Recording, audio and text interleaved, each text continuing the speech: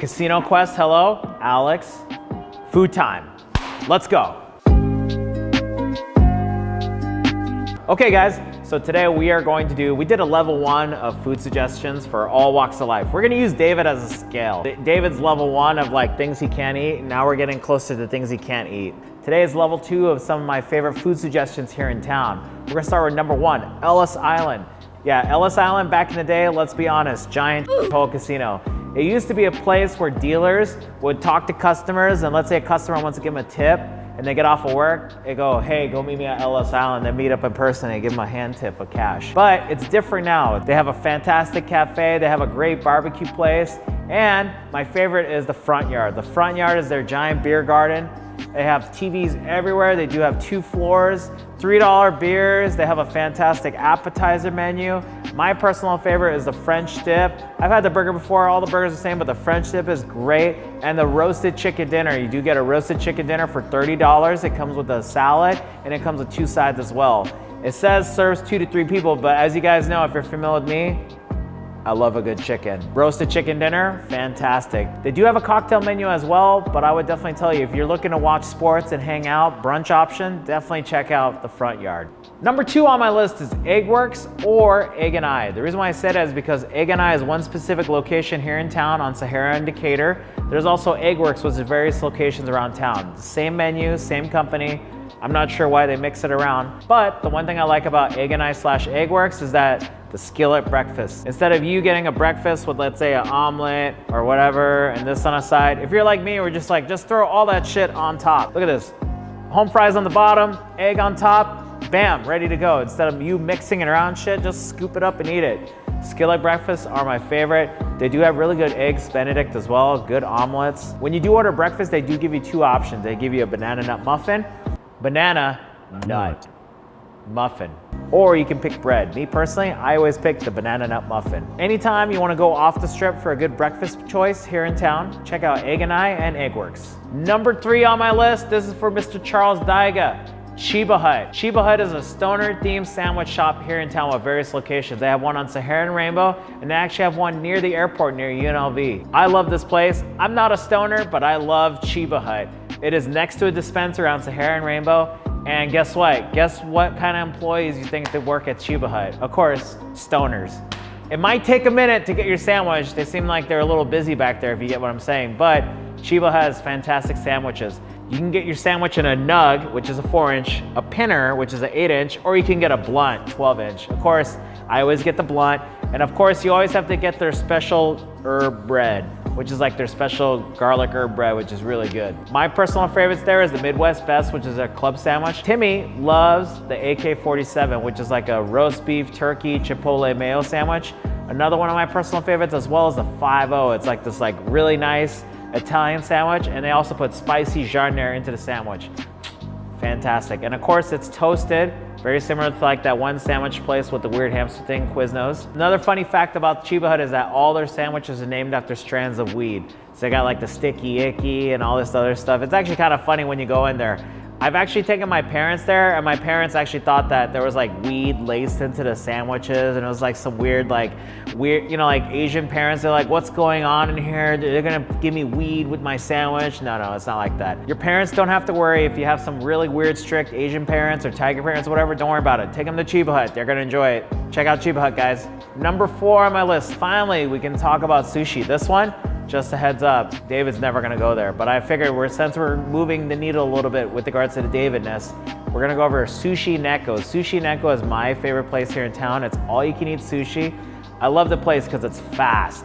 What I mean by that is when you sit down, the server comes over. Normally in a traditional restaurant, they take the order, they write it down on a little pen and pad, then they take the paper, then they hand it over to the waiter cooks it. It's not like that at Sushi Neko. They have iPads. The second you order it, let's say I want 2 salmon, 2 tuna, they enter in the iPad, they're already getting the ticket. Literally, it takes about 2-3 minutes to get your food to come out. It's so weird. It's not like conveyor belt sushi. It's literally like boop, boop, they get it ready to go, boom, it's already at your table in 2-3 minutes. It's fast, especially if you're like me, where you don't want to sit there and just wait and get full, you know? You want to sit there and just cram as much food as you can. This type of restaurant makes money off of as many tables they can flip. Instead of you sitting there in this whole dining experience, it's literally eat, get out, eat, get out. So fantastic, especially if you're a big guy like me, Sushi Neko is the way to go. If you want to embarrass somebody at Sushi Neko, just tell them that it's your friend's birthday. Basically what happens is K-pop's in the background and then they all start clapping in the restaurants and they give you this lights are flashing and all that stuff. It's really, really embarrassing. Me, I'm 34 and it's really embarrassing to get like happy birthday at Sushi Neko. So just be careful. I'm just kidding. Totally do that to your friends. Number 5, Hooters. No, no Hooters, Jet. No. Yeah, let's clarify real quick. I don't know if this is gonna go in the video or not, but no, it's not? Okay, because yeah, I like my food and that separate, so, all right.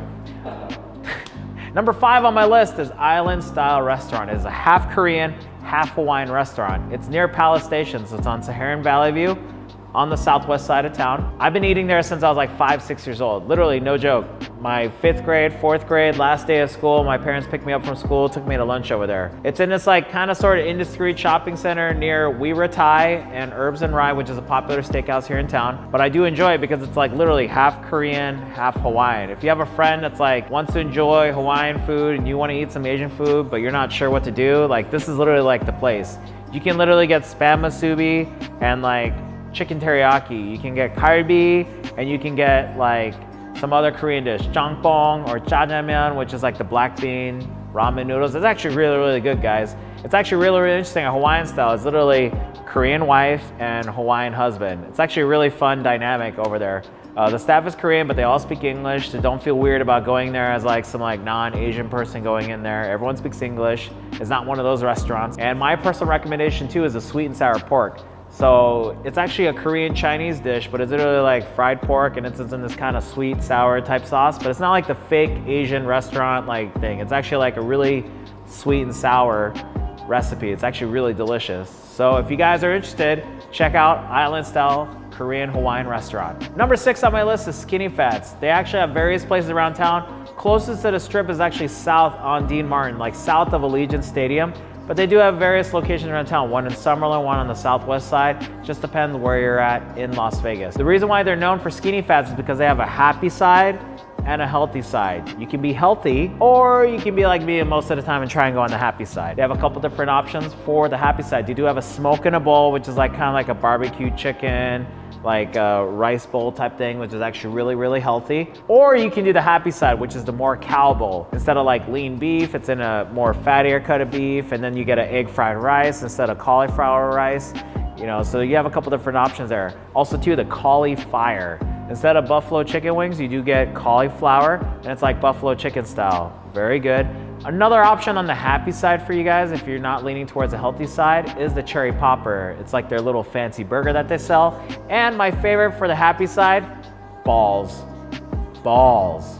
Yes, literally balls. It's like risotto, spinach, balls, and it's on some pesto sauce for their appetizer side.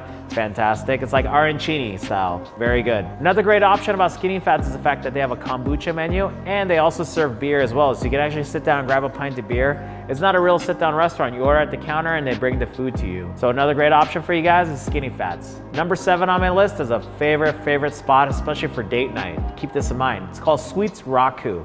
S-W-E-E-T-R-A-K-U.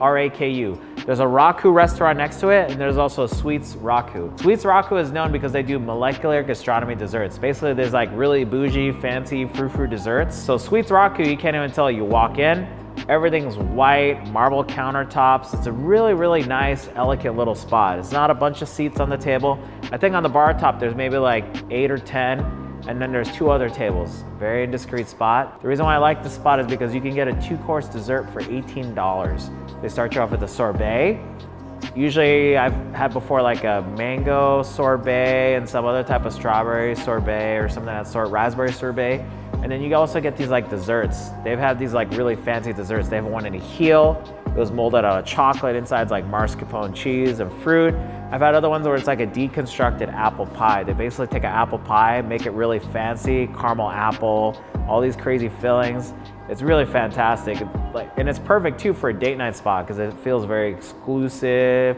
They also serve alcohol over there. So I definitely tell you, if it's a special occasion while you're here in town, you want to get away from the strip, I would definitely check out Sweets Raku. All right, guys, that does it for today. Hope you guys enjoyed my personal list. The best part about this food review is that you guys want me to go check out some new places and review it or do some vlogs on it. You want me to eat?